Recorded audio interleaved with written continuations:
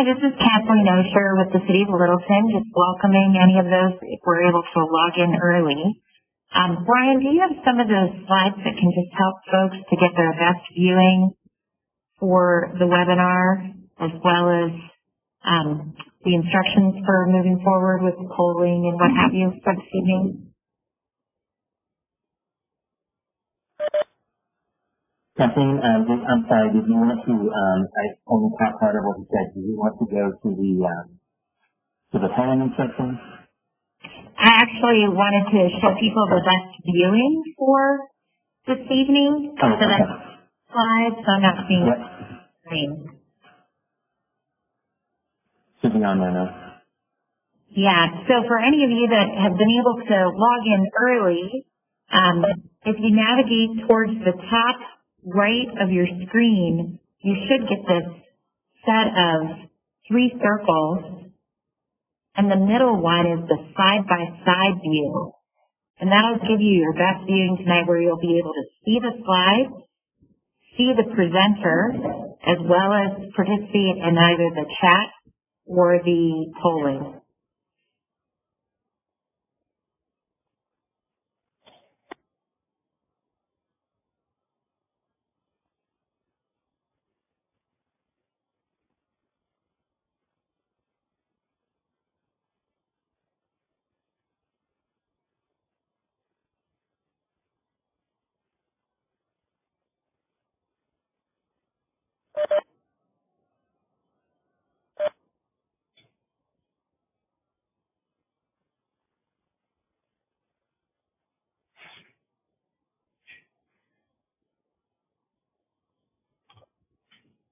Kathleen, this is Carl. Can you hear me?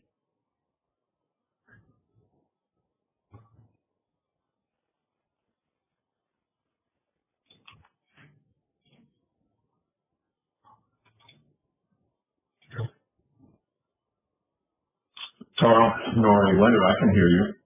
Okay, all right. I'm trying to navigate my thing here. Everybody's muted. I need to figure out how to undo that. Okay.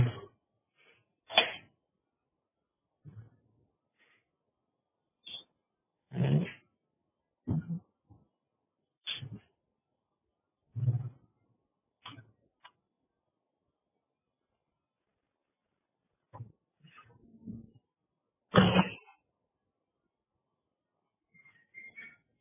There's the fake Brian Mabry.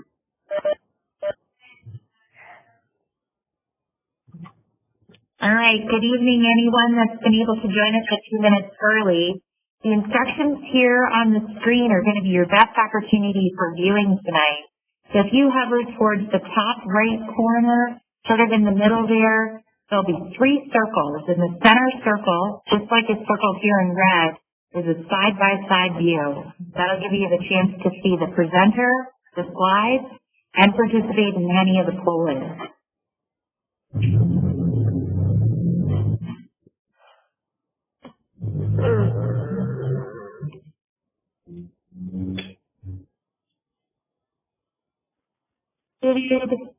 Also included in your instructions and in the chat section is Carl Onsager, who's helping with technical issues this evening. So his email address and phone number are in here on the slide, as well as in the chat section. So if you're having any trouble, please send him a quick email or give him a call. Thank you.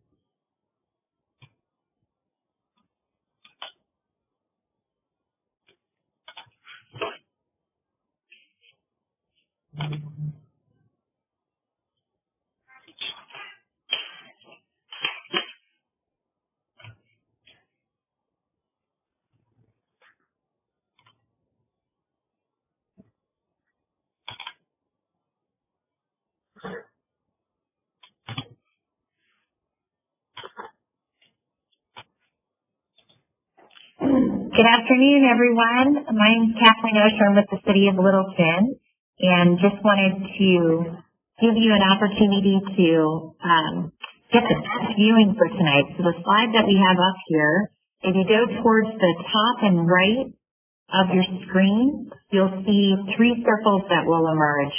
And just like it's circled here in red, we're suggesting that that side-by-side view, which is the middle choice, is going to be your best viewing for tonight. You'll be able to see the slides, the presenter, as well as participate in any of the polling and questions that are asked throughout the webinar.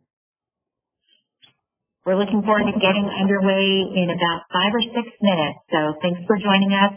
If you're having any technical issues, Carl Onsager, a planner with the City of Littleton, is available to help you with those. Both his email and phone number are available here on the screen as well as in the chat.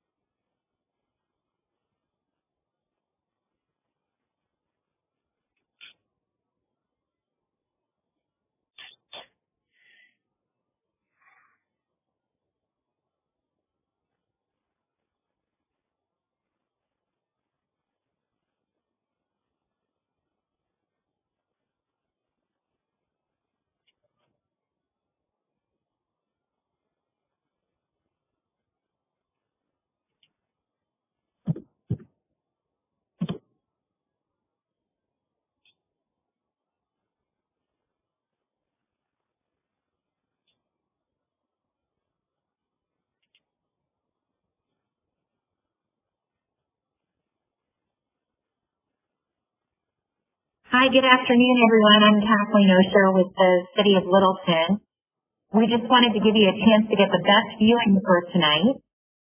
So if you go to the top and right of your screen, you should get 3 options for viewing.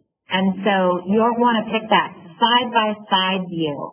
It's circled here in red on the screen, on the slide. So you'll want that side-by-side view so that you're able to see the slides, the presenter, as well as participate in the polling and questions this evening.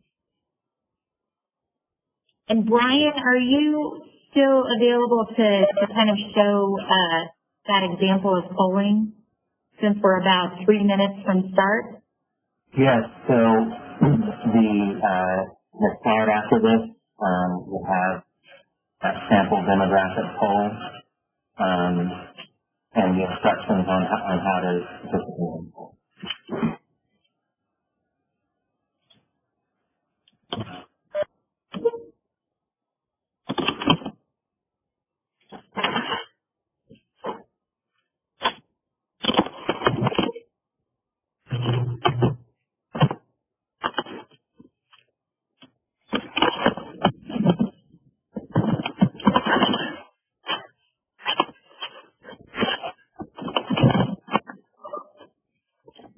Good evening, everyone. I'm Kathleen Osher with the City of Littleton. We wanted to give you a chance to get the best viewing tonight.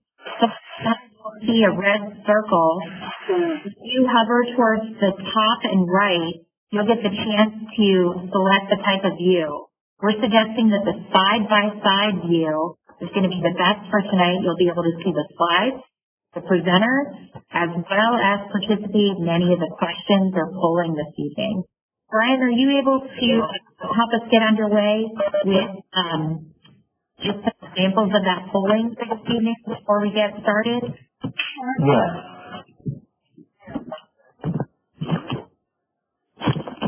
I'm like a 50-yard dash all day long. Kathleen, were you wanting me to talk through this and do the actual poll? Yes, that would be helpful, I think, for everyone to, now that we're 3:59, I think that would give everyone that chance. And then, if you want to just walk them through that process. Yes. My name is Brian Mabry. I'm with Single Chiefs Collaborative, one of the firms working on this project. And a big part of why we are doing this is to gauge the thoughts of the public to view on directions we should go in this project of writing a new unified landing study.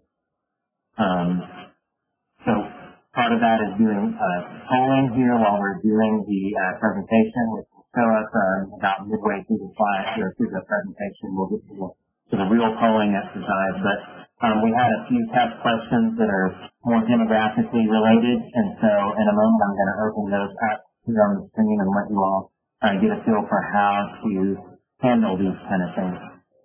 If you aren't already, it would be probably a little more seamless to use the actual WebEx application as opposed to a tab on your website browser. I think it'll make it work either way, but if you have an option to go either way, the application, the actual desktop or even phone application, I believe is a little more seamless and intuitive, I think, from what I've heard from previous participants.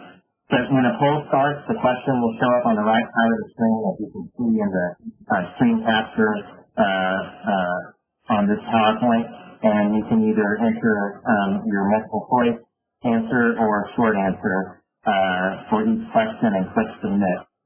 So I'm going to open this first set of questions, and you can go ahead and start answering them as we're waiting to really get started. And then once it appears that everyone has answered the phone to answer, I'll close the poll down. So I'm going to open the poll, and you should on your screen here you will be able to see these polling questions.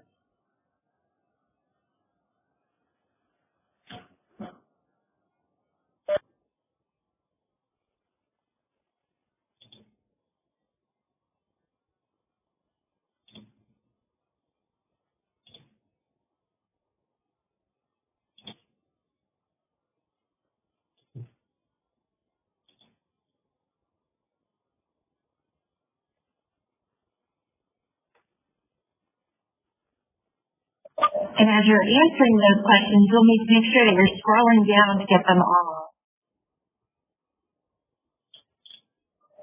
And then, Brian, can you confirm that everyone's on mute? I think that'll give us our best listening experience this evening.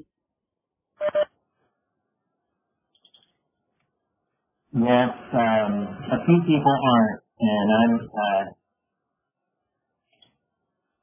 trying to remotely mute some, but if you would please mute yourself unless you're presenting, that would be appreciated.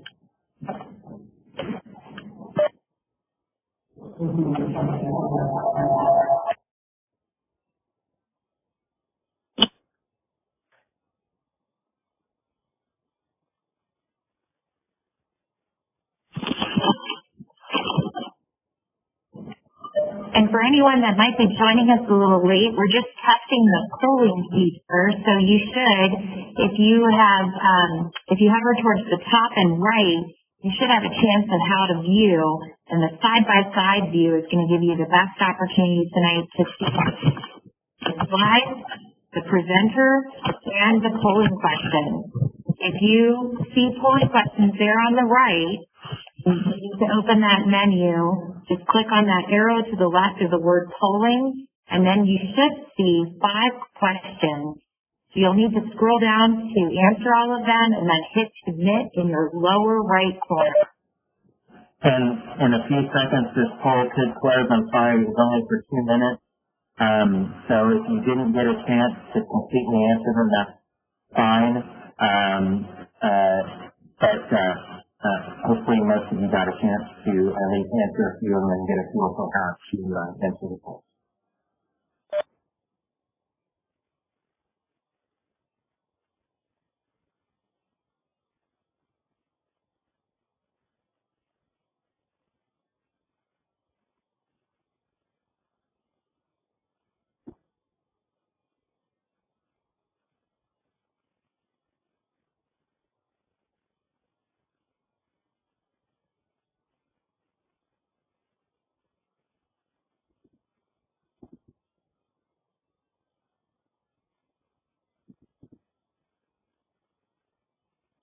Good evening, everyone. I hope that you're have had a chance to kind of settle in and glad that you can join us this evening. We're just testing our polling and giving people a chance to get used to how this works before we get the webinar underway. So if you're just joining us, towards the top and right, there's an opportunity to pick your view for this evening. Our suggestion is that you pick the side-by-side view. It'll be 3 little circles that appear as you hover your mouse towards the top and right. And then you'll be able to see the slides, the presenter, as well as the polling. There are 5 questions on the poll, so you'll need to scroll down to complete those, and then hit the submit button in the lower right.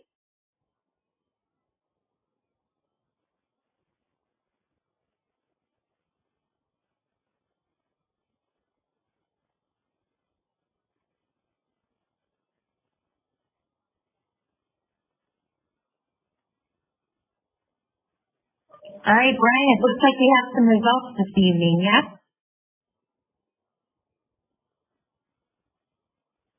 Yes, sorry, there should be visible results on the screen for everyone to see. For the multiple choice ones. All right, and again, scrolling down to see the results for all of those.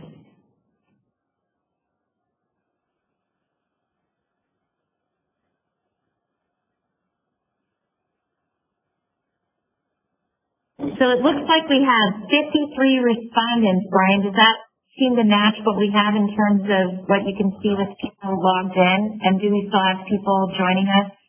Well, there are 60 logins. There could be more actual participants if more people, several people are at home. But, well, it just went up to 61. So 53 respondents out of the 61. And unfortunately, again, the timing of it cut off after 2 minutes, but fairly close to the number of sign-ins that we have. Okay. And we do have 118 people registered for this evening, so we'll try and make sure that we keep everyone up to speed for any of those that are joining us a little later. But I think at this point, we're underway, correct? Sounds good.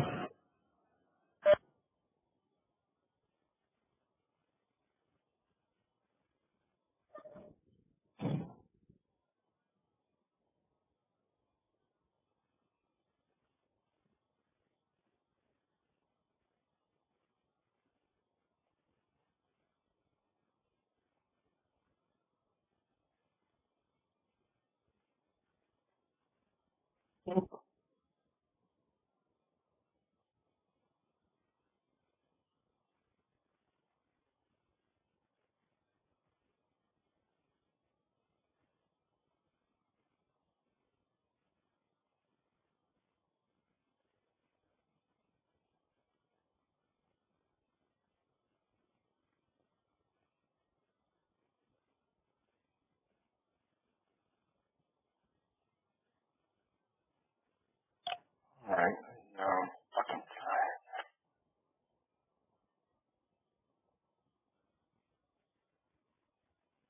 All right, welcome to this evening's Unified Land Use Code video number 2 for downtown Denver, or downtown Littleton.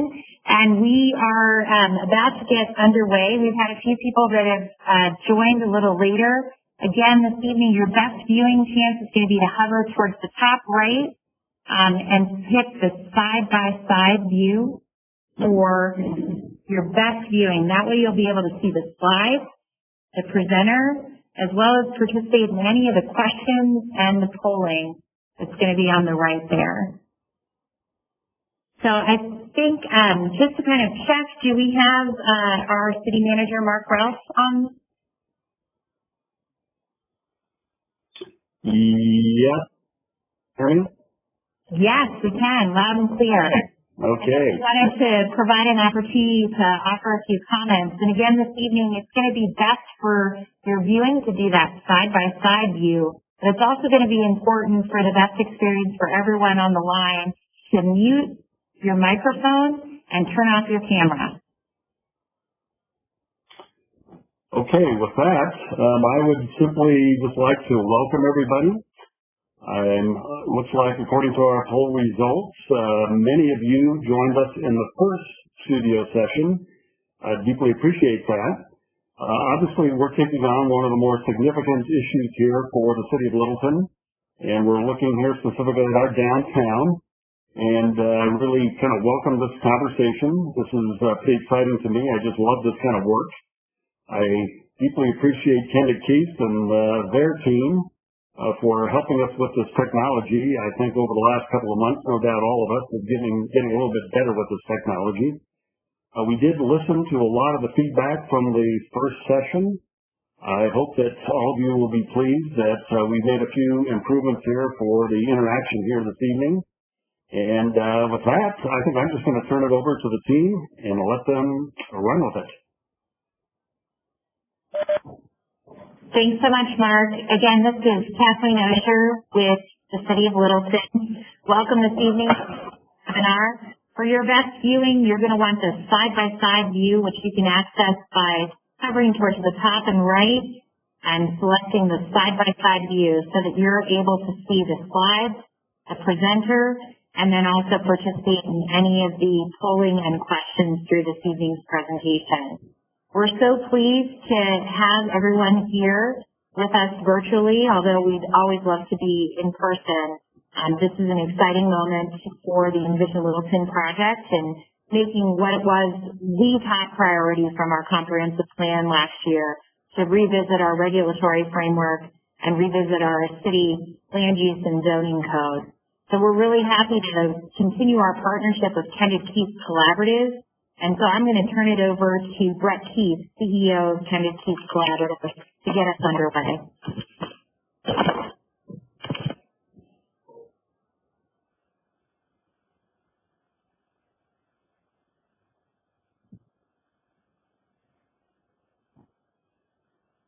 Well, Kathleen, I don't know if Brett has had a technical problem. This is Brian Mabry again. I do see that he is muted. He is listed as you with parentheses.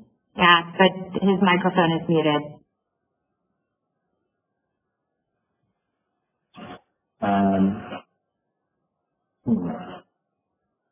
Okay, can you hear me now? Yes. Loud and clear. All right, terrific. Sorry about that. So thank you, Kathleen, and good evening, everybody.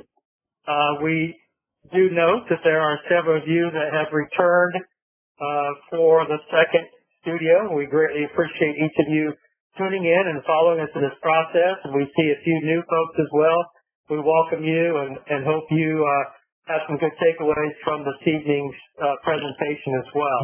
I'm going to be introducing the beginning of the presentation, talk a little bit about what we have been up to since we last spoke, and then I'm going to be turning it over to Nori Winter to go through some of the more details. Brian, can you please advance the next slide?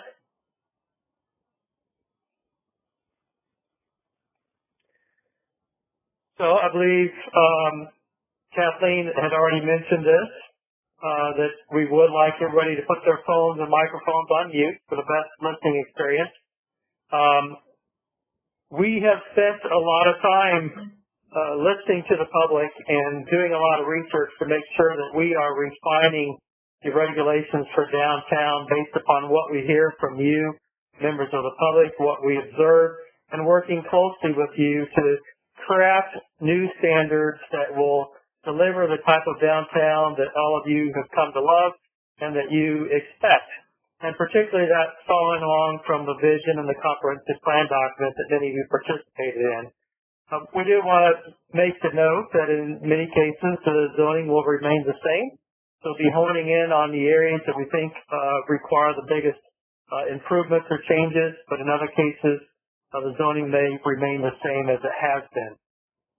Next slide, please. So this evening we'll be reviewing the overall outcomes of our first Envision Studio, and we want to allow you to have continued involvement in our development of the regulations. We cannot draft these standards without you, so we appreciate your involvement. And we look forward to you participating in our polls to continue to provide us good guidance and input. We want to invite an exchange of ideas and preferences following on with the way we had done it the first round, and make sure that we're really soliciting your input and building toward a consensus of what we all together want to see for downtown.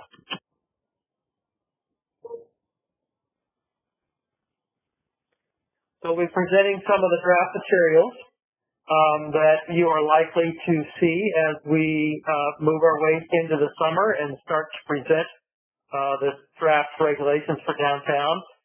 As we did before, we had a polling here to test at the beginning, but we'll be putting up several other questions. I just mind you to please participate in these so we get maximum response and maximum direction from all of you that are joining us this evening. And then we will be going through some open discussion and then wrapping up and laying out the next step. So from the first studio, there were several things that emerged that became quite clear to us. And so we have summarized those here. And the first of those is that context is important. And what we mean by that is that what's on the ground today should have a large role in how we look at new development or redevelopment or infill that occurs in and around the downtown. So we want to make sure that we're respecting the existing development, the type, the scale, the appearance, so that we can have a seamless downtown that works well together. Also, if you recall from those of you that participated before, we had shown several images, and what emerged from that conversation was that generally people were interested in lower intensity and density, meaning shorter buildings. We can't have some taller buildings if they're stepped back away from the street, so they're not as dominant on the street frontage, and having things that are more in scale with what exists today, and trying to make good use of open space, whether that's pervious area that's on a property and around it, or whether that's integrating other type of civic spaces or gathering places in the form of plazas or hardscape areas or other types of common landscape areas. We also recognize and we know that Main Street is very much pedestrian oriented, but wanting to continue that orientation throughout the downtown area so that it becomes increasingly walkable, that it's interesting and it's safe. Doing so, we need to have buildings that are oriented toward the street and provide front door entrances to the street level rather than on the side. This will extend not only through Main Street, but all the other territories that we're going to be laying out for you this evening. And as I indicated, going along with lower intensity and density, generally the preference that we observed was that there was a preference for lower scale buildings. Those that you see in the lower right-hand corner where we have a step back, where the building is taller but is stepped back away from the street. So if you're a pedestrian on the street, this feels like a one-story building, although it's actually 2 stories. So you'll see a lot of that in what Nori is going to present tonight. So we've heard your comments, we've listened to them, and we have integrated them into what is being laid out before you this evening. Also, we recognize that contextually, we can accommodate new development or additions or even redevelopment or infill development in certain locations where we can provide for new development that is compatible with existing development. So I want to make sure that we have an appropriate mixing of those. And again, you'll start to hear from Nori some of the different design aspects that are being thought about to be placed into the regulations to ensure that anything that is built or expanded is in the context and does reflect the type, scale, and character of the development that is adjacent to it and surrounding it. And many of you are familiar with the downtown design standards that exist today. What we are envisioning is to incorporate the design standards, the design guidelines into the Unified Land Use Code. So rather than having 2 sets of documents, we'll have one unified set of recommendations. So you start to see some of the design standards that you're familiar with in the presentation by Nori this evening. We're doing this to make sure that the two documents are hand in hand, that it's easier to administer, easier to follow, and making sure that we're being articulate and deliberate about the type of development that we expect to occur in downtown. Many of you are probably familiar with the project website. You can get to through the city's website. We want to call to your attention that you can click on the participate drop down, and from there you can see any presentations. The former webinar, we'll be posting this webinar to the website following this. So if anybody was not able to join, or if you'd like to rewatch it, you can find it on this site. You'll also find meeting summaries and ways to provide input to us. There is what's referred to as map input that allows for you to click on a map, a specific location, and to provide us a comment. So keep in mind that this is very useful and helpful for us if you have a specific comment about a lot or block or some street within downtown, to provide us that input so that we're able to integrate that as we proceed forward. So there are a few ground rules. Again, we think that everybody's opinion matters. We greatly appreciate anybody that is taking their time to join us and to provide your input. It all matters to us. We want to talk about ideas we've discussed before and any new ideas, and help find a common ground for us that we can all appreciate as to how downtown might develop in the future. We, again, ask that everybody participate in the poll so we get maximum response and get good direction there. We ask everybody to keep in mind the broader public interest of what we're trying to achieve for the community at large. And we feel like there are more common interests than there are differences. While we may not agree on every single point, we think that that is actually a benefit and a value to get exposed to all the different insights and perspectives as we're proceeding through this. If you have a question or a comment, you can direct that to the host in the chat function, or you can email Brian at KendonKeith.com.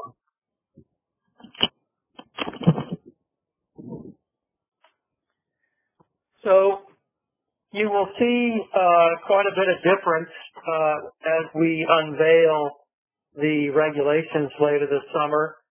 We have chosen to integrate them within the current Title 10 zoning regulations for a few reasons. One is so that you can get the context, so everybody's understanding of the current layout and structure of the zoning regulations. So any of the new regulations will be integrated within that document. Also, if we work through this process and we come to consensus, this would also allow the council to proceed forward with considering it for adoption before the rest of the Unified Land Use Code is complete. You will also see that we're utilizing a lot of illustrations and photographs to help people understand the application of the regulations. You'll see many of these have notations on the images themselves that correspond to either photographs or the regulations. So in the middle, you see a perspective illustration, and then on the right-hand side, you see that there are plan views that help to illustrate the different ways that the regulations apply, whether it is in terms of setbacks or the orientation of the building, where parking is located, etc.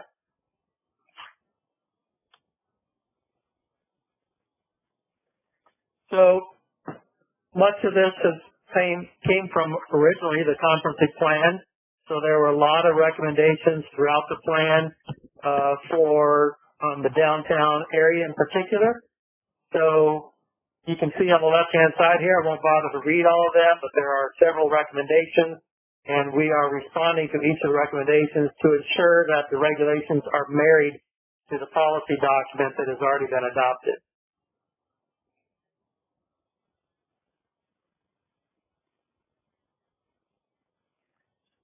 So there are a number of measurable standards.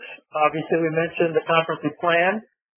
We are working with and rolling in the existing design standards for downtown. We're taking the feedback from the first studio together with tonight and continuing to discuss it internally and work that into the draft regulations. There's been a lot of time spent on the ground taking measurements and photographs, really getting familiar with the character of the downtown area.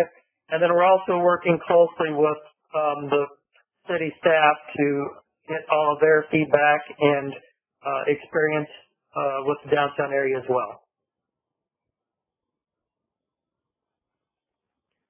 So this is the confines of the area that we'll be discussing tonight, the light blue area that is, has a red border. And within that, there are 4 character areas. Those are DM, which is the downtown mixed-use area, the DTT, which is the transitional area. There's a downtown neighborhood, and then there's also Main Street. So each of these areas will be discussed as we proceed through this presentation.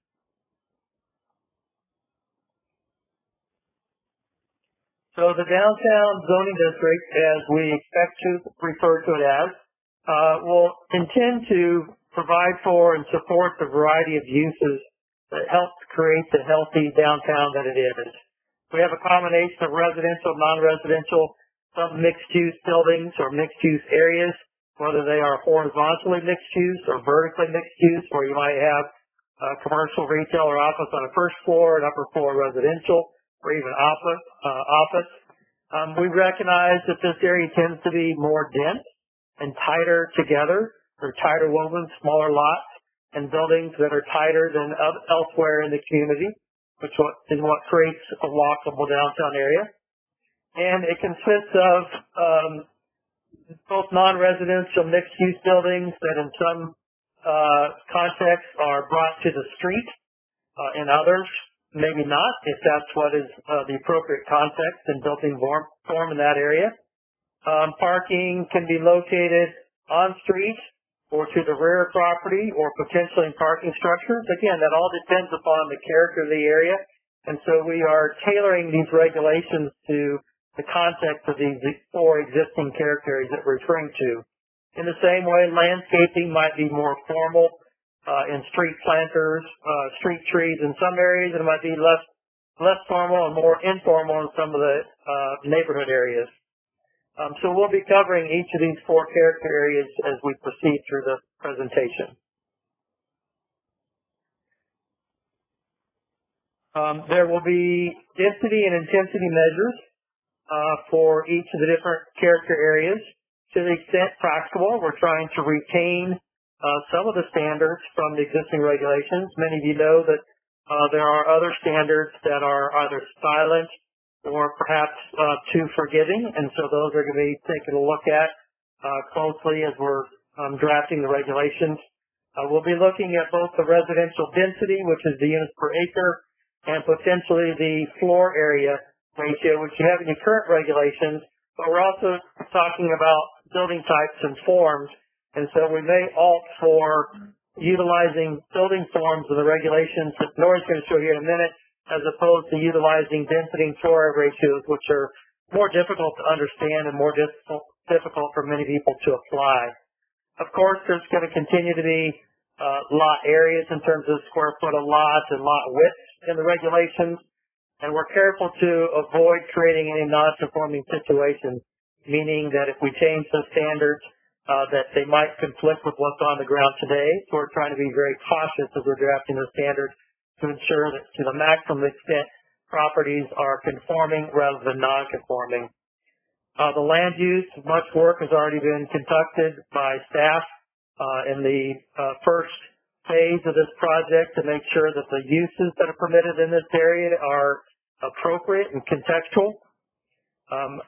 Parking, we are continuing to look at parking as to the appropriate placement and how it's handled, whether we're looking at minimum parking places or the maximum number of parking places, how transit deals into this, as bicycling, walking, and then of course where parking is placed on-site or off-site. Landscaping and tree protection is very, very important to the character of downtown. as well as to the comfort for walkability and just the aesthetic. So that too is going to be very important that we are retaining what's on the ground today and continuing to enhance it with any development that does occur. So we had talked about a three-dimensional model last time. We're going to be giving you some views from that 3D model tonight. What we have done was to model what's on the ground today in terms of the building heights and shapes. And we have created three-dimensional models that Nori's going to be showing you in context of how those models will apply and how the standards can help to create contextually appropriate building scale and size. So we're going to be showing you that more. But after this document is done, there will be a requirement that any development provide a 3D model so that can be placed in this web view of the model so that you, as well as the council and other folks, will be able to consider the appropriateness of that development in the context of where it sits, and also making sure that it's feasible. And then there's a whole series of building type standards that will be covered.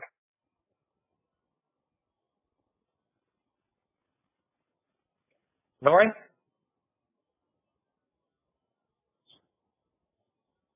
Yes, sir. Good evening. I want to now walk you through an in-progress report on some of the key standards and keying off from Brett's read through of some of the basics to the approach. These are some of the ones you're going to see a fair amount about here shortly, and that is the approach to reduce building sizes in general, but also to reduce perceived scale at the street edge by sculpting building forms to some extent. And some of that can be achieved through requiring varied mapping and articulation of building designs. We'll talk a little bit more about that in detail. And to assure that there are open spaces that are actual amenities that are key to certain building types. Along the way, we will be asking you your opinions on our approach. So I'll try to cue you up when those are going to occur. But first, we do need to go through a little bit more material. So on the next slide, I want to talk about the way in which we're organizing the building design standards for the downtown area. They are basically organized into 4 subsections. The first one is a table of the permitted building types for each character area. Some of you may be familiar with tables that talk about permitted uses in zoning districts. And as Brett introduced the idea, this relates to different building types. There are a variety of those that we have sketched out that would apply for downtown and those various character areas. Those are shown in the second section as standards for the individual building types. And each of those building types can further be tailored to the individual character areas. The third section of the downtown standards that we'll break down is a set of menus, and this is a way of providing some flexibility and alternatives for meeting some of the standards. And we'll be showing you an example of that. And then there is a final category that can accommodate other design standards that might apply throughout the downtown. Some of those are ones that are in the existing design standards that don't necessarily fit into this building type model. Now, as we look at the next slide, you'll see that these have, within the individual building types, they are further organized into some subsections. We'll be walking you through these. The first is a description of the building type with an illustration. And then the meat of the matter is a table of standards that's organized into 4 categories. The first one is building placement and lot coverage. and that addresses building setbacks and has some provisions for open space.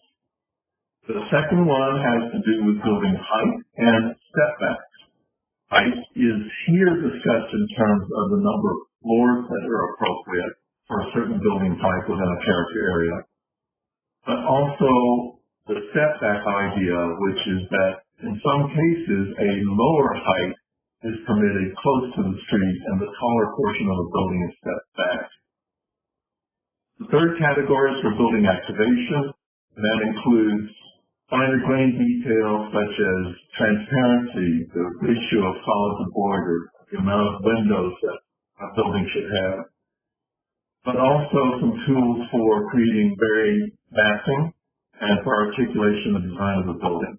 And then the fourth category addresses some basic form and orientation standards, such as the direct connection to the street that Fred alluded to. On the next slide, we wanted to acknowledge that in some cases, allowing flexibility while being predictable is equally important. And that can occur in a variety of ways. One is the series of menus that I've mentioned. I'll be showing you a couple of those in a little bit later here.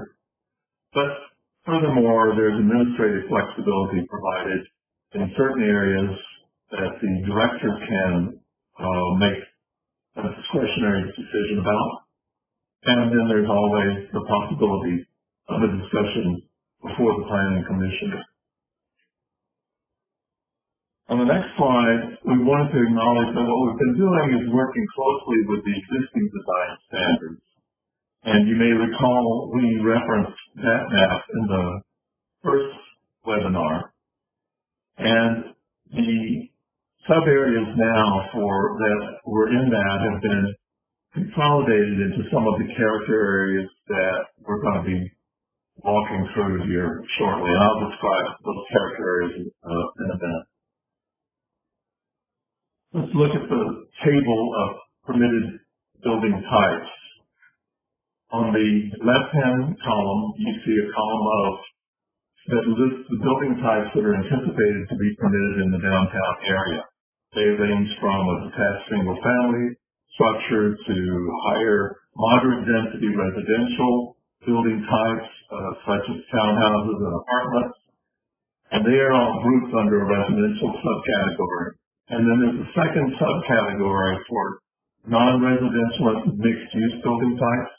And that includes commercial and office buildings, which you're more familiar with, but also the mixed-use building type that is particularly to be encouraged in a great deal of the downtown areas. The P symbol indicates where those certain building types would be permitted, and the dash indicates where they would not.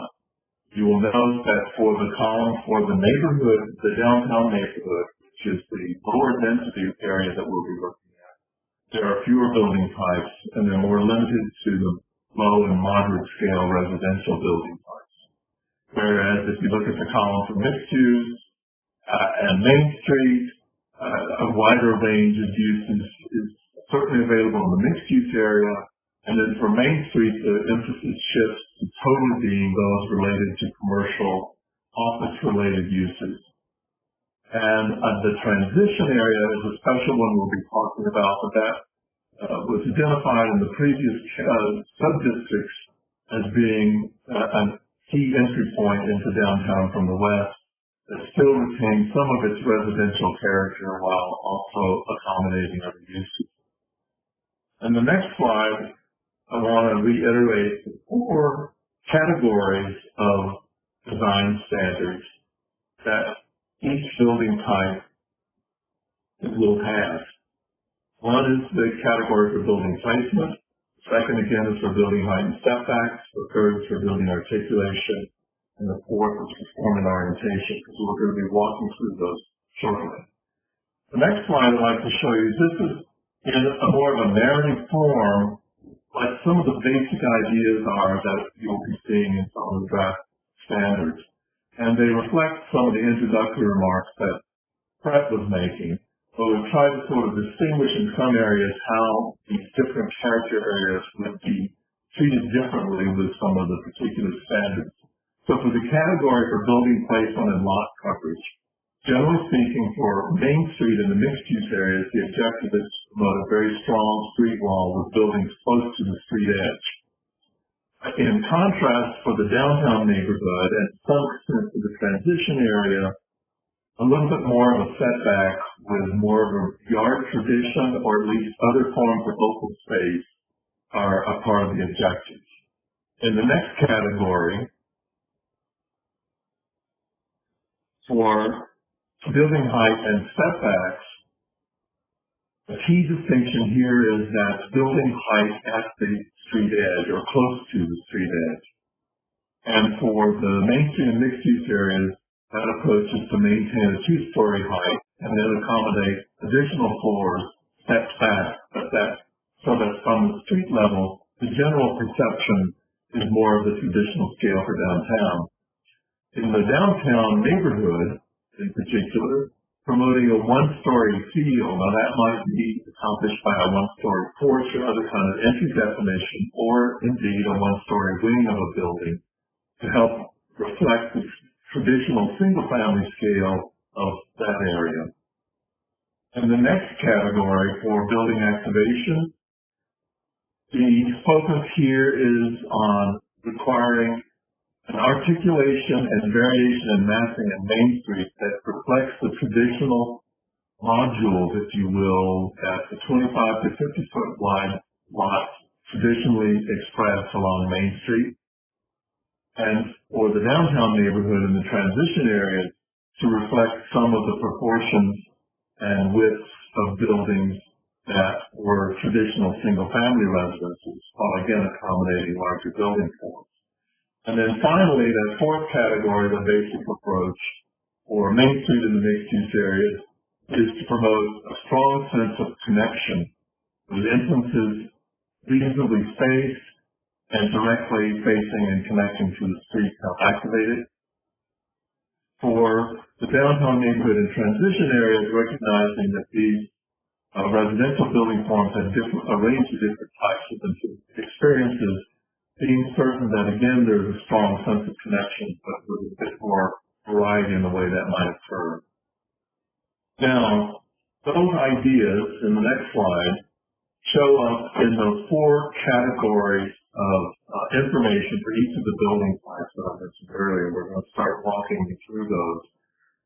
That one is the definition of the building type and some photo examples of that building type, and then a graphics table that keys up certain prescriptive dimensional standards to the table that follows.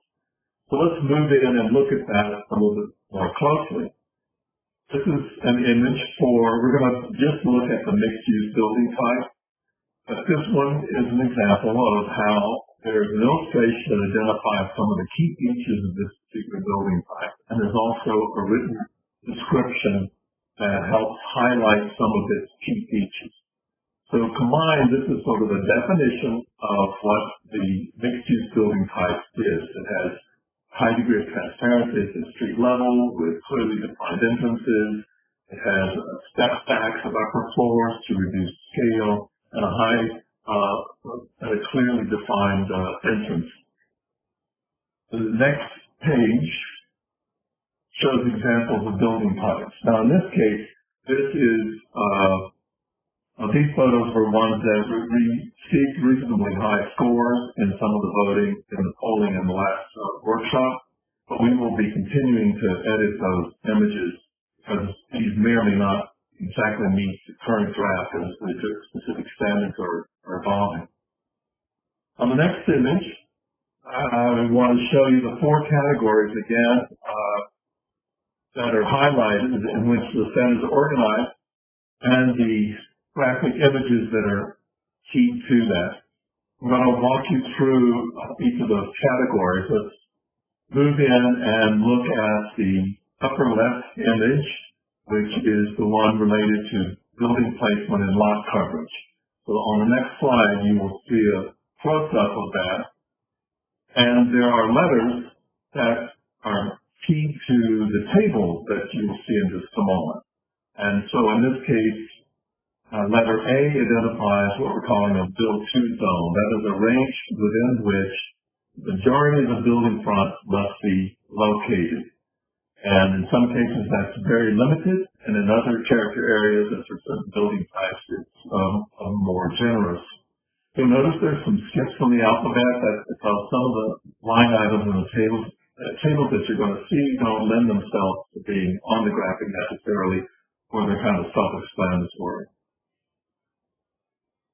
On the next slide, you see the table related to the site placement and lot coverage. And here you see line item A, which is that build-to zone, and the 4 columns representing the 4 character areas. Now, in this case, for the downtown neighborhood, the residential area in A, not applicable, is entered in. But for the others, you can see how the minimum and maximum numbers are shown and how they can change by character area. And that's going to be true for several of the other design standards and variables that you will notice in this table and the ones I'll show you shortly.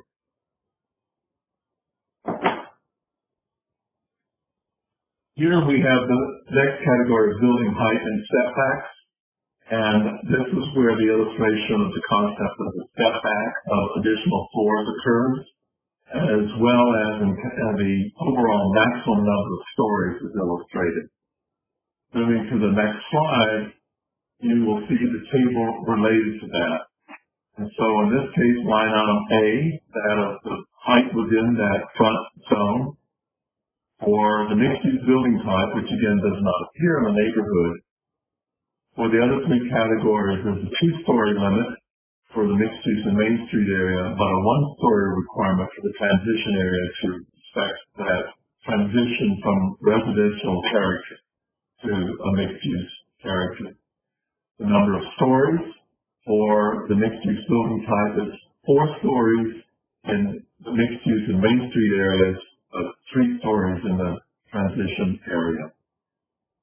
You also see that there's a limitation on the percentage of the upper floor, the 4th floor, to being 80% of the footsteps below it. The idea here is to have the building progressively reducing in scale, but not requiring it to be just a layer cake step back, giving flexibility in how that form might be characterized. The next slide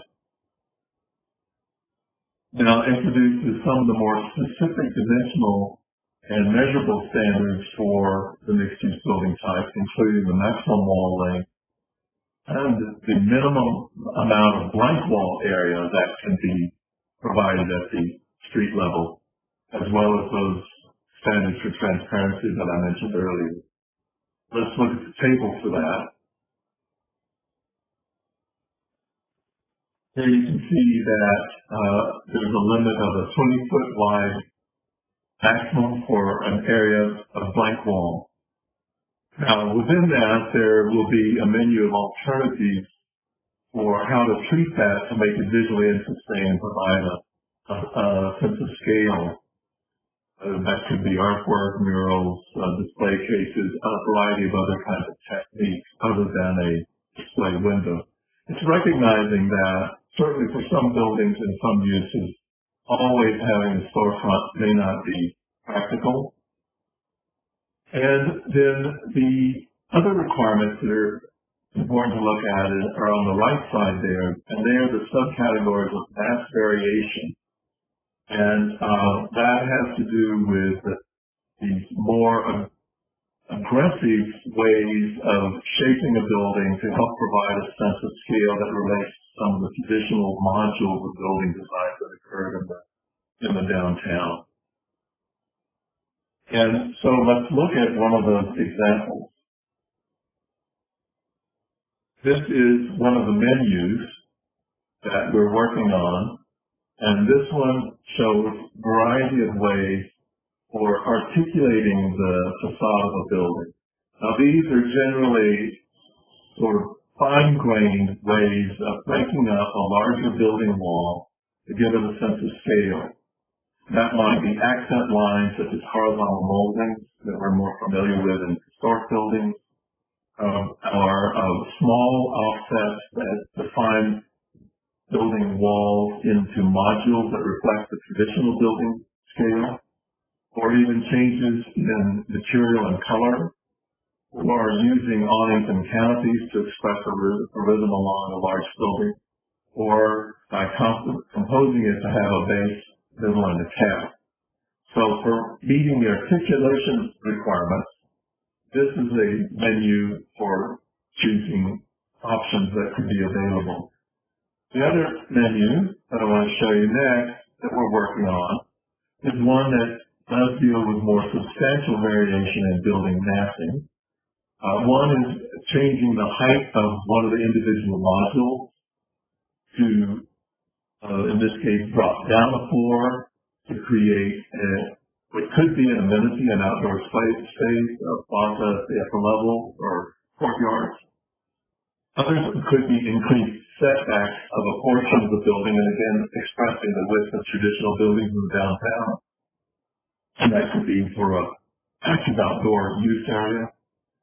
Or the third one is certainly the setback option that we've already mentioned, and then a particular variation on the variation of floor height is stepping down at the end of a building along a sensitive edge. And there are a couple of examples of sensitive edges that we are working on. And one is the boundary of the historic district, and the other is the boundary of the downtown residential neighborhood, which is lower in scale and a bit more sensitive. So now I want to show you a series of slides quickly for how these standards might be combined in some of the different character areas. Along the way now, we will be asking your opinions for each of the 4 character areas as we move through them about your feelings about the approach that we're describing. So you may want to get your cursor ready, but first let's look at the downtown neighborhood character area. Now, this is the area that is in the upper western portion and corresponds to a lot of the R3 zoning district that is there today, and it includes Curtis and Barry, here you'll see, and portions of Nevada, and defined by Franklin East. The building types permitted there would be single-family detached and duplex, as well as accessory dwelling units, and then what we're calling multiplex units. These are buildings that look like large houses that can include 3 to 6 units, and then townhouses. On the next slide, you see 3 of those building forms and some of the preliminary standards that are particularly important for mass and scale and characters here for those. We're going to zoom in on the multiplex and townhome images and talk a little bit about the outline for the standards for them. The first one is the townhouse, and you'll see that it's limited to 3 stories, but there's a requirement for a lower portion in front. A sloped roof would be required. That was something that came out very strongly in the first workshop, particularly in this area. The only images that received favorable marks were those that included sloped roofs. On the next slide, you see some of those same principles apply to this multiplex form. In this case, it has an offset on the sidewall, which reduces the length of the front portion to be more in scale with some of the more traditional house forms in that neighborhood, and a substantial setback to assure that the traditional yard pattern is maintained. Now, with that over, this is Brian Mabry. Before we do this first kind of real content-based polling question, we wanted to practice again how the polling works. okay. One more time with the sort of demographic questions and get a sense for how many people, again, are on the webinar. And so we asked everyone one more time to participate in this set of demographic-related polling questions. even if you answered the first time, just so we are sure everyone knows how to do it, and that. So I'm going to open up some demographic polls one more time, and then we can move on with this question that's on the slide. Okay. And that polling is open. And remember to scroll down to catch all the questions that are part of this set of polling questions. Yeah, there are 5 questions.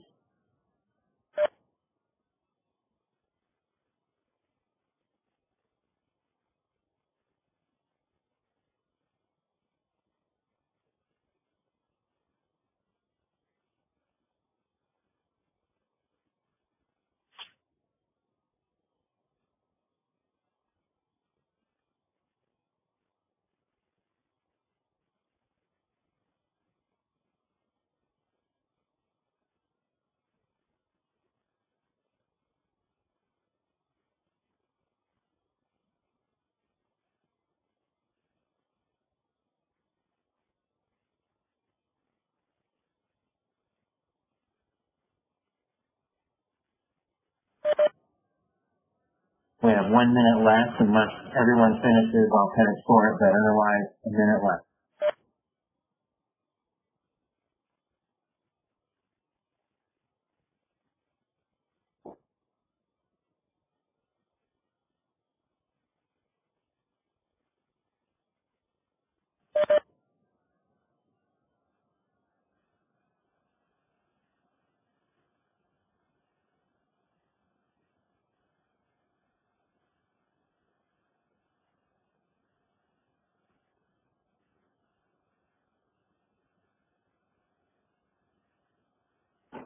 Okay. It looks like almost everyone answered who was going to answer.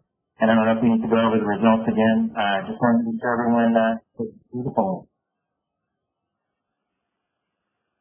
Okay. So we've shown you some of the preliminary ideas for the design standards related to the downtown neighborhood character area. Remembering that this is one of which the vision is that it's lower in scale. It does accommodate moderate scale multifamily, but still retains references to the traditional single family scale and character. So, given that, the statement is, the approach to the standards for the downtown neighborhood character area is appropriate. So, for this polling question, please indicate whether you agree or agree somewhat, or you're neutral about the question, or you somewhat disagree with the statement, or you clearly disagree with the statement. Brian?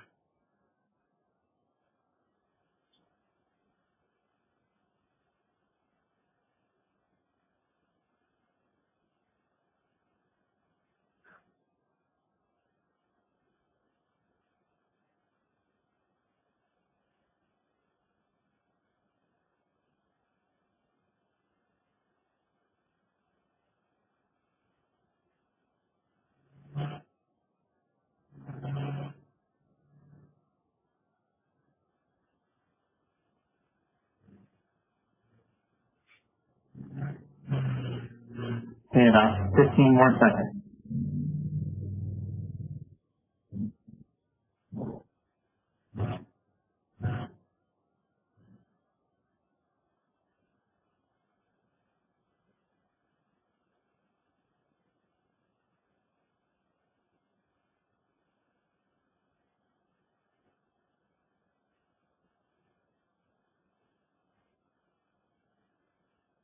Okay, results should be showing. Okay, so we see a general sense that the direction we're headed in appears to be appropriate. So that's very helpful. We now want to open up for a chat option, and this is not something we did last time around, but was asked for. And so on the next slide, we have the opportunity for you to write in some comments. And later on, we'll be scanning those. We'll see if we can respond to some of them this afternoon. And others we will respond to them later and post some of the responses. And to help us keep track of these chat conversations, you might want to somewhere along the line mention, in this case, DN, so that we know you're talking about, you're adding a comment related to the downtown neighborhood character area. For those of you who may want to just write in some general comments, we're going to provide that opportunity a little bit later. So don't feel that you need to cover outside the lines at this stage of the game and write about other issues.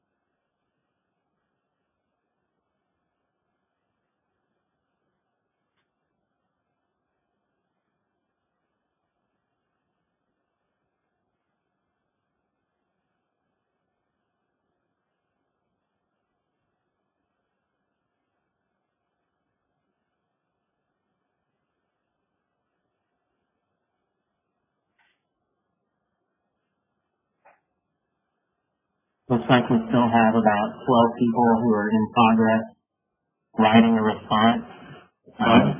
Good.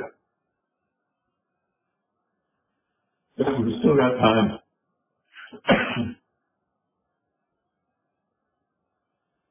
And although the time limit is technically 5 minutes, of course, please try to enter your thoughts as swiftly as you can so we can keep moving on.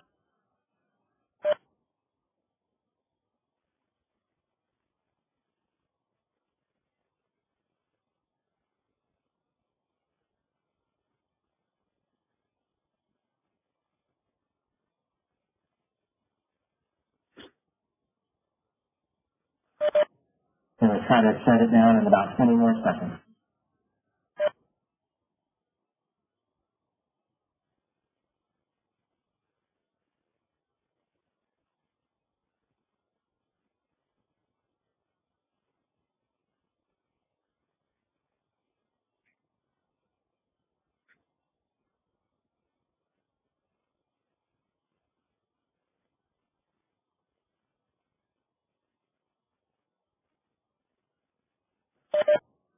So for this type of question, Lori, I don't know if there's results visible. I can see them on my end and we'll save them, of course. If you want to recap anything, that you see something else? No, I'm not seeing them. Okay.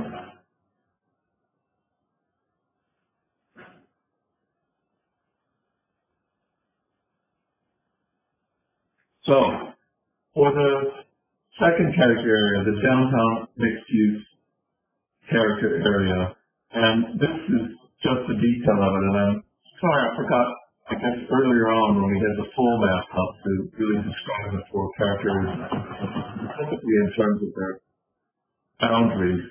But a key part of the downtown mixed-use area is south of Main Street, going down to Church, and then it wraps up along the eastern edge of downtown and wraps on the northern side of Main Street, including Towers as you see it here. And then there's a portion that extends further on up to the northern limit of the downtown project boundary. It has, as we mentioned before, a broader range of building types. And so let's look at what some of the key provisions are for mixed use. Three of the key building types are the mixed use building type itself, and then its cousins, the commercial and the office building. They have a lot of similarities, but there are some differences that we think we want to differentiate in standards. For example, a purpose-built office building might have fewer entrances onto the street than one might expect in a mixed-use building that would have retail at the street level. So some of those are being called out in the different standards for these individual building types, but they all would accommodate 4 stories and would be required to have some varied massing and would be required to have that step back at the street edge. As we move in on the next slide, look closely at the mixed-use building. This is an example of the one of 3 stories maximum with the step back of the upper floor. It's also illustrating a step down that might be required along a sensitive edge to a 2-story height limit. The next slide shows a prototype of a 4-story configuration of the similar step-down requirements if it were against a sensitive edge, but again with the 2-story maximum along the primary street edge.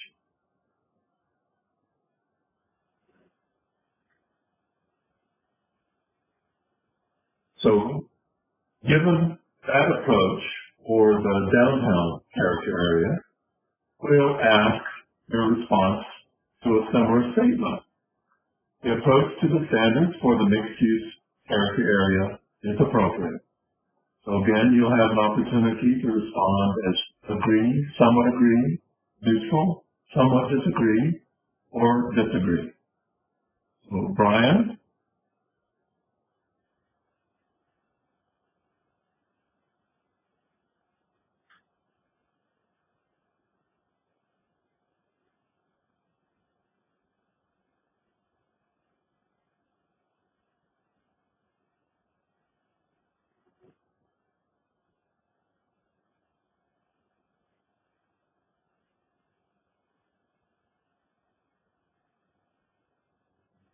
About 15 more seconds.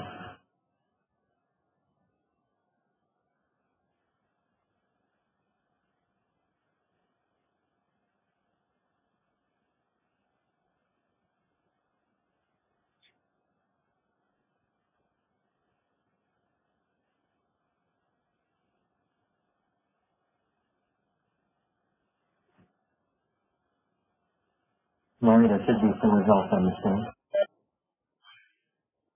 Yes, and again, we're seeing a lot of agreement or somewhat agreement combined for the direction that we're headed in here, but also seeing some that are somewhat less supported. So we'll want to be looking at what some of the comments are as they come in. But that's very helpful information to us, and as I mentioned, in combination with some of the more specific comments we'll be getting, this will really help us as we move forward. So next we want to offer the same opportunity for other comments and suggestions you would have specific to the downtown mixed-use character area. And again, if you might include DM in your response just to be certain we keep them appropriately sorted, that would be really helpful. And again, remember, just some broader comments about where we're headed in general, questions and concerns. You'll have an opportunity to enter those in a later chat opportunity.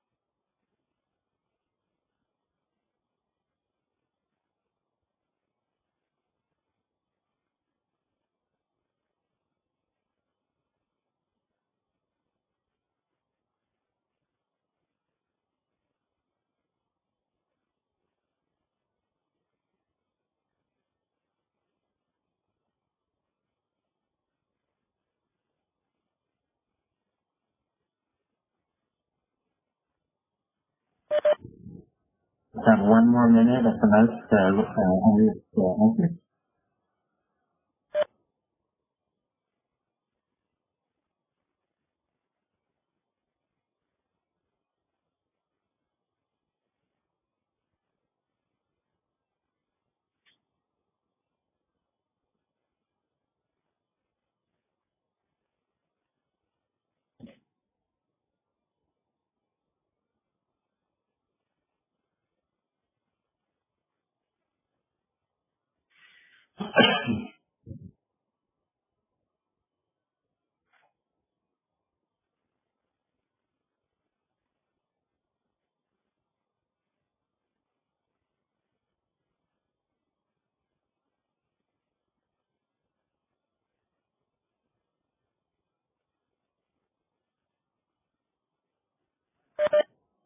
Ten seconds.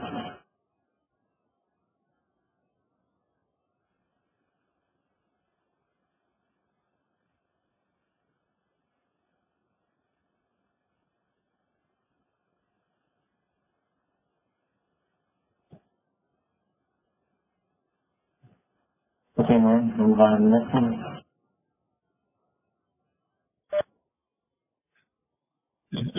Did we see? Okay, great. So here we have the transition character area, and that's focused along the western portion of Alamo, and again has a pretty wide range of permitted uses, and that is focused on reflecting some of the aspects of its heritage. So on the next slide, some of the key building types here are, again, the mixed-use building types and the multiplex that we looked at earlier, but a new one here is the apartment building type. And that also would have requirements for stepping back and for articulation of the massing and having some clearly defined entrances that directly face to the street. And in this transition area would be required to have a percentage of the building form that has a sloped roof. And so you see the main wing here has a hipped roof form. So those would be some of the special characteristics that are prescribed for that building type in the downtown transition area. And in terms of the specifics, you can see it here in a little better detail in this image, and how that sloping roof form would be a key feature. Now, looking at the approach for the mix of building types available in the downtown transition area, and the approach to the way in which we'd be tailoring the standards to reflect that residential tradition while accommodating somewhat larger building types, we'd like to ask your response to the same statement. The approach to the standards for the transition downtown character area is appropriate. Your response is agree, somewhat agree, neutral, somewhat disagree, or disagree.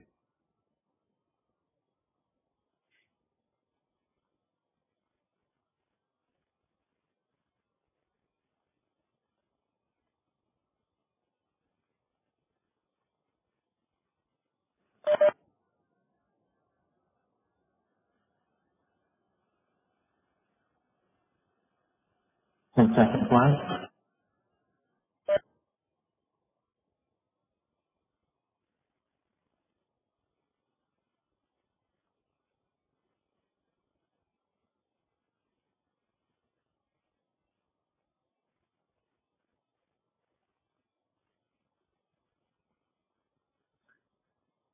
So again,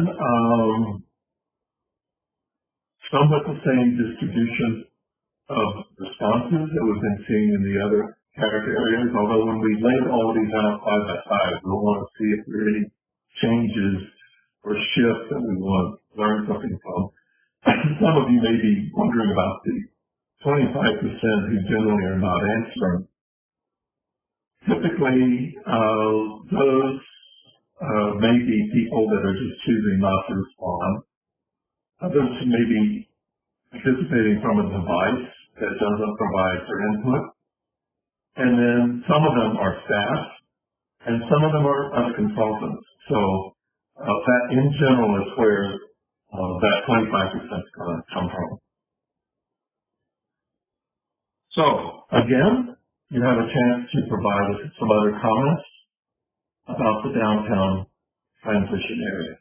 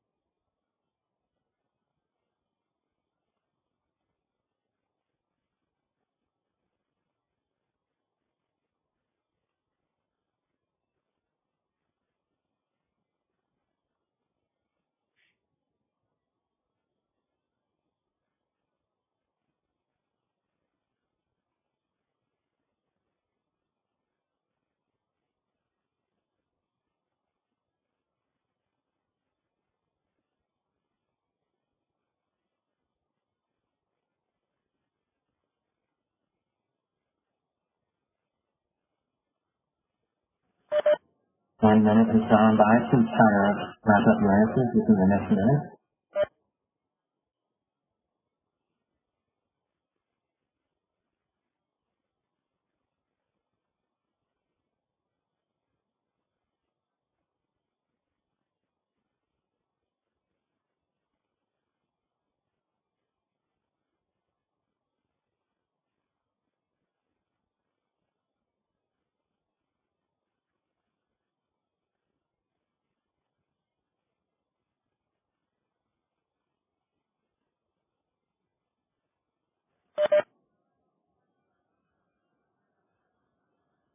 Seconds left.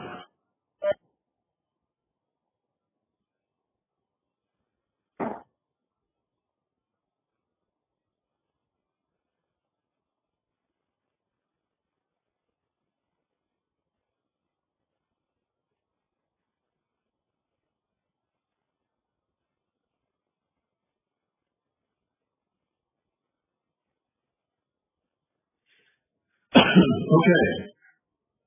So the Main Street character area should be pretty obvious. It is Main Street, all the buildings facing Main Street. And the permitted building types here are those that are more commercial and mixed use oriented. And on the next slide, this is a reminder. I mean, these are some of the building forms we've already been showing you. Some of the key points here is that the highest percentage requirement of the amount of front wall being at the setback at the sidewalk is in this character area. And there is the two-story setback requirement and the requirement for articulation and variation in massing that we were talking about, with an overall height limit of 4 stories. And it would have the highest degree of transparency, and again, along some of the sensitive edges, step down to 2 stories would be a requirement. So there's a higher degree of relationship to the historic character that's defined in the Main Street character area. And this is where we will be adding some specific standards that get a little bit closer to the historic character, not requiring stylistic copying by any means, but, for example, reflecting the traditional pattern of upper story windows, which are traditionally vertically oriented and then spaced out equally over facades, or some of the other horizontal and vertical articulation techniques, such as moldings and cornices, again, not requiring historic ones, but promoting those particular techniques along the way and limiting materials to be ones that more closely reflect the historic building materials. So with that understanding, again, we'd like your response to our approach for Main Street character area. The approach to the standards presented for the Main Street character area is appropriate as the statement, and your response options are agree, somewhat agree, neutral, somewhat disagree, or disagree.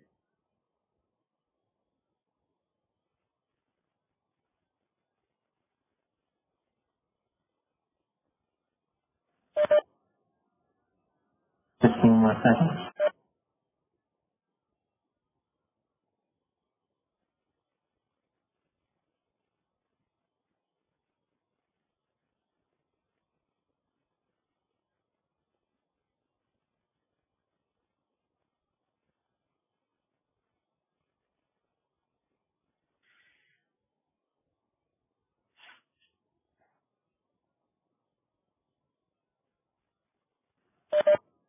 There should be results in order for you to discuss if you would.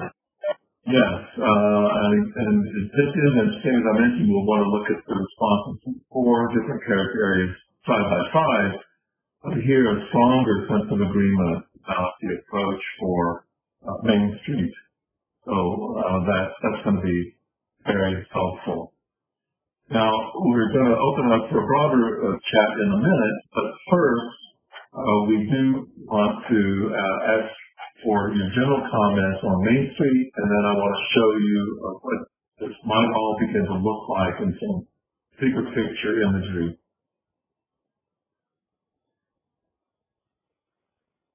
So start your write-in comments for the Main Street character area, and again, if you mention NS along the way, that will be helpful.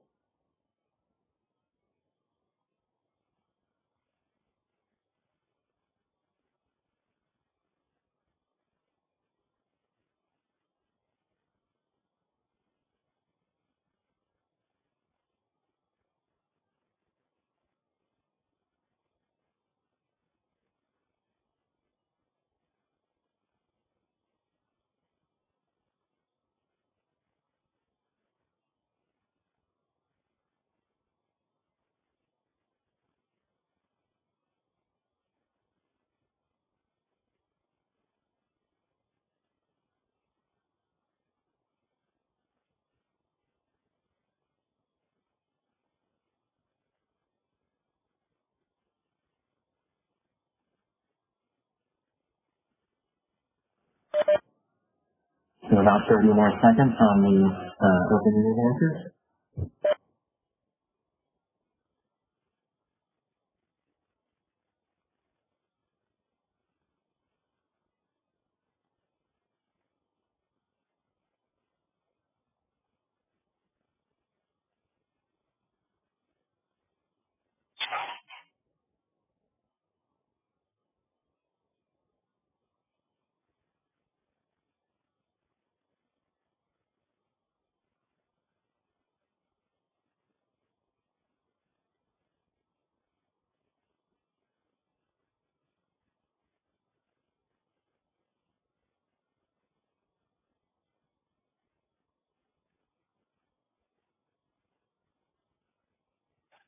Thanks.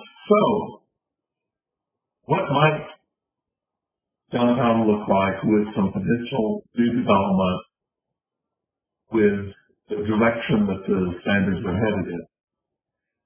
Brett earlier on alluded to a 3D computer model that's being created that illustrates the general massing of buildings and their footprints in the downtown area.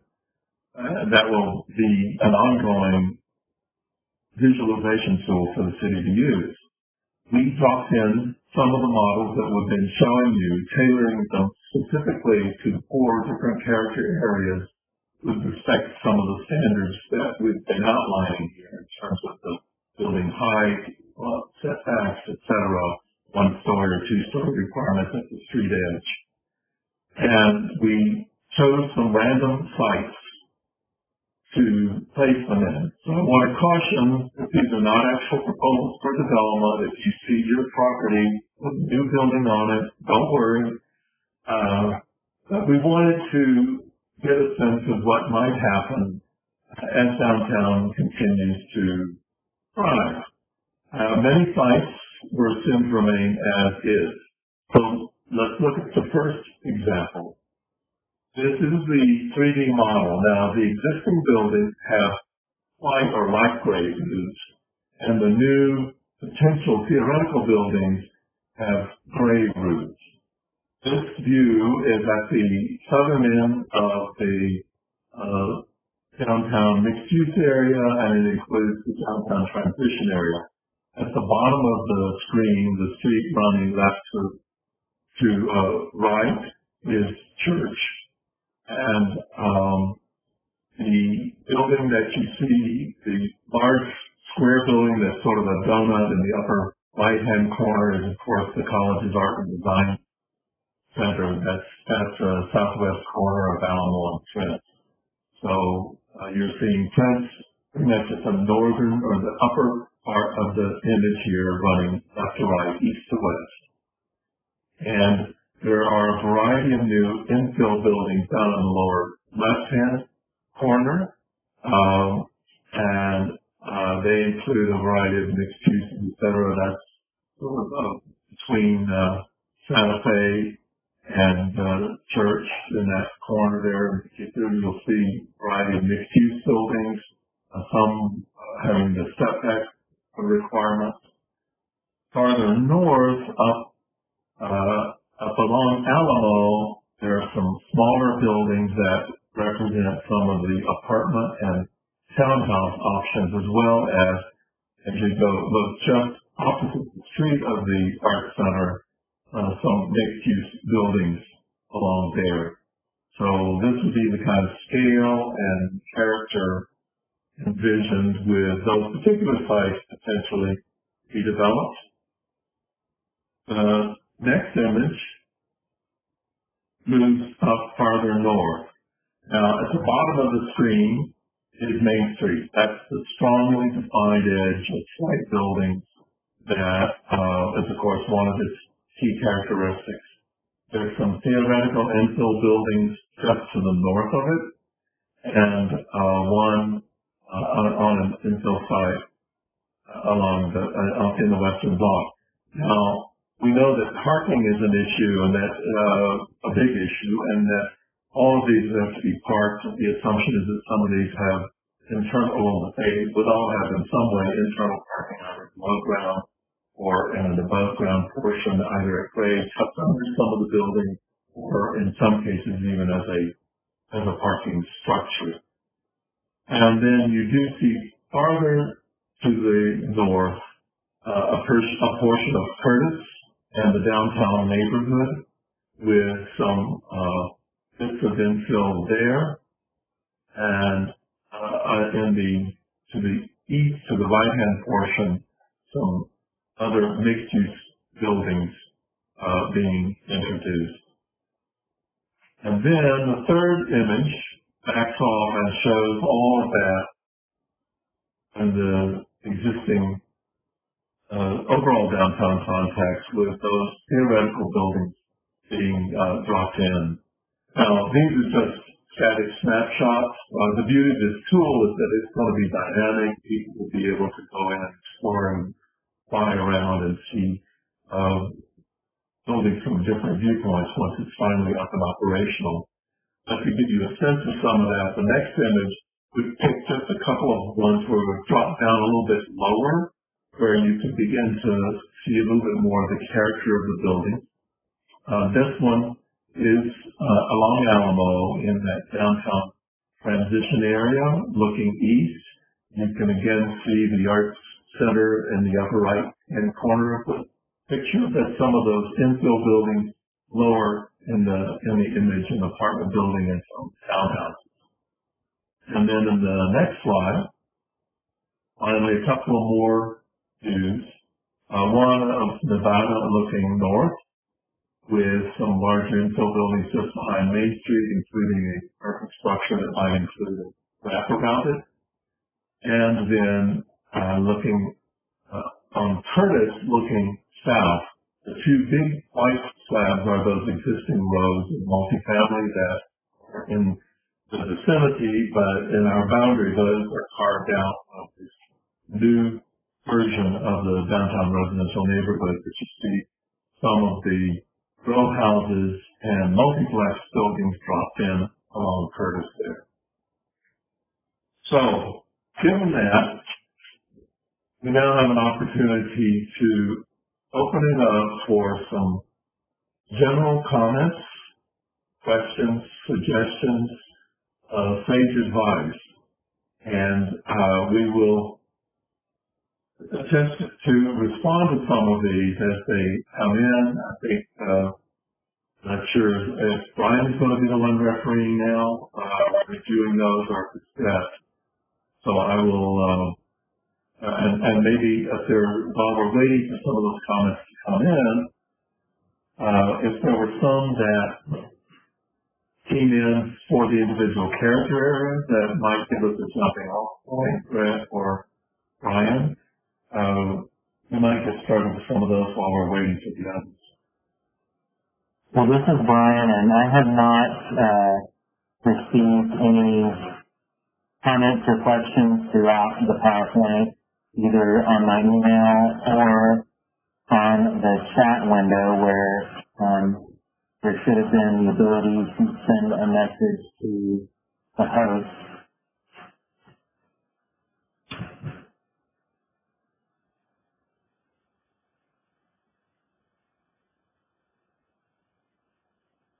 So we may have technical difficulty, or is that receiving?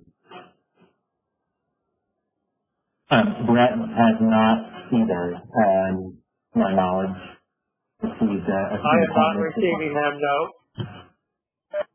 And just for everybody's note, on the bottom of the screen, when you hover your mouse to the bottom, there are a series of circles, and one of them, when you hover over it, it says chat. So you can click that. Looks like we're starting to get some, one or two chats here. There we go.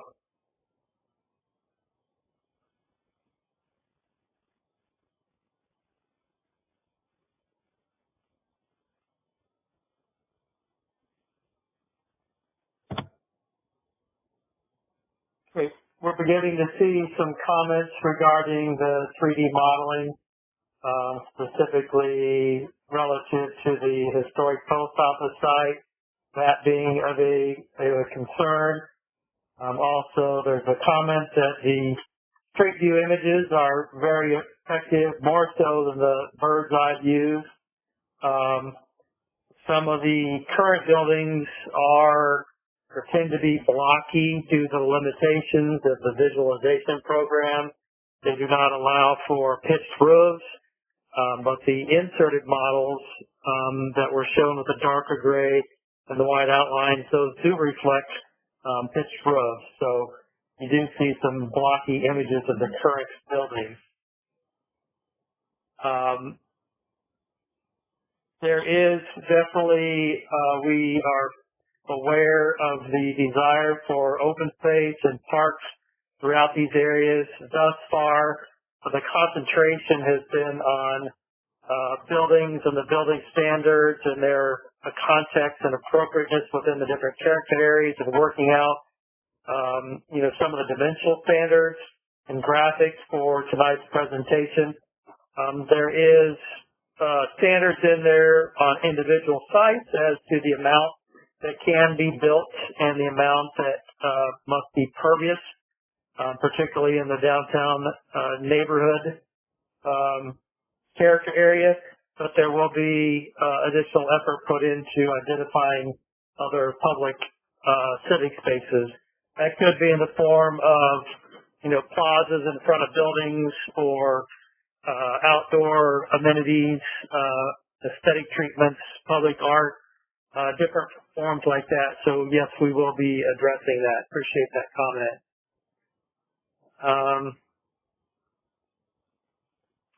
Other comments here.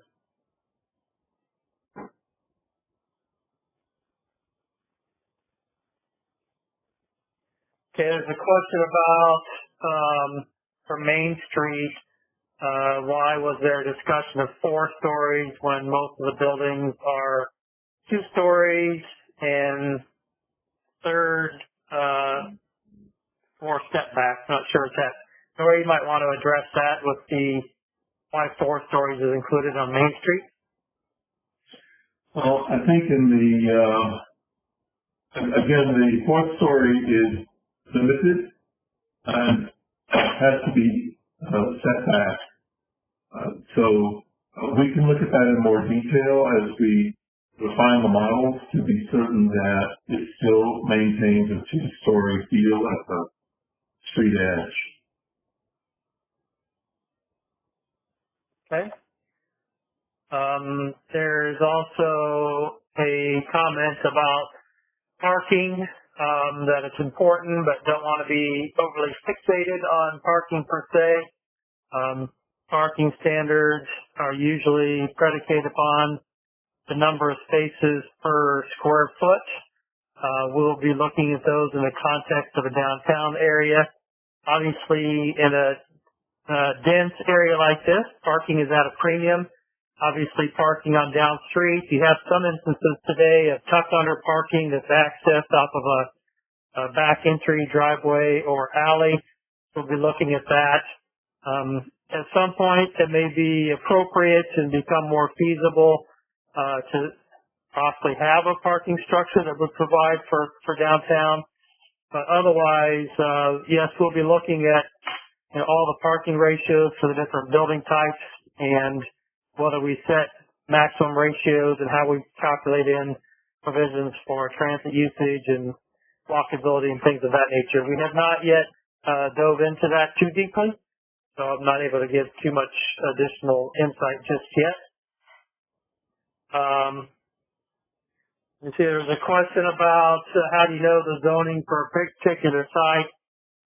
As we described earlier, the downtown area is split out into these 4 character areas, and each character area has a series of building types, and each building type has its own dimensional standard. So the character areas will be driven by, the building types and then the standards. So it may not be as zoning has been to date, where individual lots are in a certain district, be more driven by, the building types that are permitted within that district with appropriate transition standards and things of that nature, depending upon the context. Got another comment about 4 stories on Main Street is wonderful. More comments about the benefits and the value of 3D views. In some cases, just north of Main Street, the massing seems too large, was one of the comments. So what we will be doing from this point forward, we appreciate all of these comments. We'll be looking through the quantitative scoring of the polling throughout this presentation, and then we'll also be looking at the written comments that have been received. Hopefully from that we'll be able to glean perspectives and some consensus about what may be necessary for any adjustments to the standards or even the building models that have been presented to this point. I want to also remind everybody that if you visit the city's website, that there is a series of colored boxes on the homepage, and one of those is Envision Littleton. And if you click on that, it will pull up the website for this project. And again, you can choose participate from the drop-down menu on the top, and then there is map input. And that will bring up a map of Littleton, and there are a series of different pins that you can click on, and you can drag them onto a map.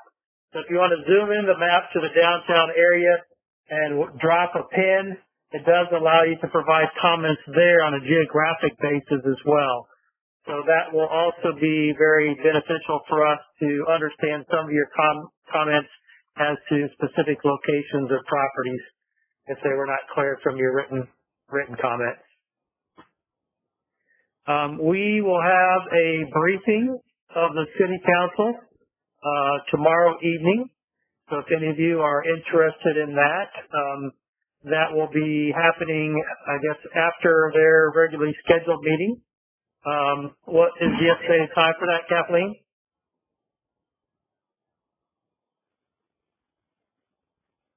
It's on mute. I'm sorry. The regular meeting starts at 6:30, and we anticipate somewhere between an hour and 90 minutes for the regular meeting. They'll adjourn and then come back for the study session. So it's probably somewhere between 7:45 and 8 o'clock. And you can monitor that either on the city's Facebook page or through Channel 8. Okay, thank you, Kathleen. So that'll be another place that you can tune in tomorrow. We'll be covering some of the same ground that we covered this evening, but we will be integrating some of what we learned this evening through the comments as well as through the polls. So that will be very helpful to relay on to your council members what we're hearing from you, members of the public. We are working on drafting these regulations. You saw some snapshots of, pieces of what's been done thus far. We will be delivering this in very early July. So we're, 5-6 weeks out from having the first draft. Again, if you have any comments or anything that you did not get to enter today, or if you want to provide them on the website, do so. Or if you want to provide anything further to staff that you want to pass along to us, please do so. Otherwise, we feel like we have had great input. It's been very, very helpful. We appreciate everybody participating. We said since the very beginning that this is a community effort, that this is not a product of consultants or staff. This is a product of the community. Your input is invaluable. And again, the envisionlittleton.org is the website. Lori, was there anything else that you wanted to conclude with? Well, I want to thank everyone for participating. We know this is a slightly different method of communicating, and we really do appreciate your taking the time and making the effort to help us out with the project. We know we've shown you information at a fairly high level and rather quickly, although it may seem like a long evening. There's a lot of material to cover, so we appreciate your understanding that and giving us feedback at a point where things are still in development. And we look forward to getting your comments throughout the rest of the project. Okay. And the last item that we'd like to pass along is to remember to complete the census. This is important for a lot of reasons, some of the obvious, but also to make sure that the city gets its proportionate and adequate share of funding for funding streams and things of that nature. So I want to provide yet another reminder to please complete the census. Kathleen, did you have any closing comments? Yeah, I would just add on the census, while we're doing really well, Littleton's response rate is about 70% as compared to 59% nationally and 62% for the state of Colorado. We're really hopeful that we can continue to get great response.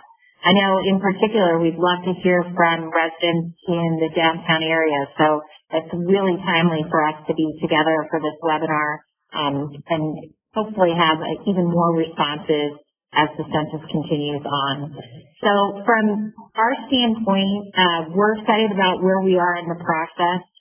We're thankful to be on the agenda of City Council tomorrow evening and able to then pull together these pieces and present that back to the public at the beginning of July, and so that we have a very robust opportunity for people to take a look, dig in, spend some time with that, and then send those comments back to us. So we anticipate about a 30-day public comment period. and then we'll be looking forward to taking these through the next steps. So I just want to share my thanks, much as Brett and Nori did, for everyone's participation this evening. As I said earlier, for when we were getting ready with the webinar, we would always rather be in person, but it is a wonderful opportunity to be together as a community and talk about something so vitally important. And again, the top priority that came out of our work with the comprehensive plan. So thank you to everyone. Thank you. Good evening. Good night.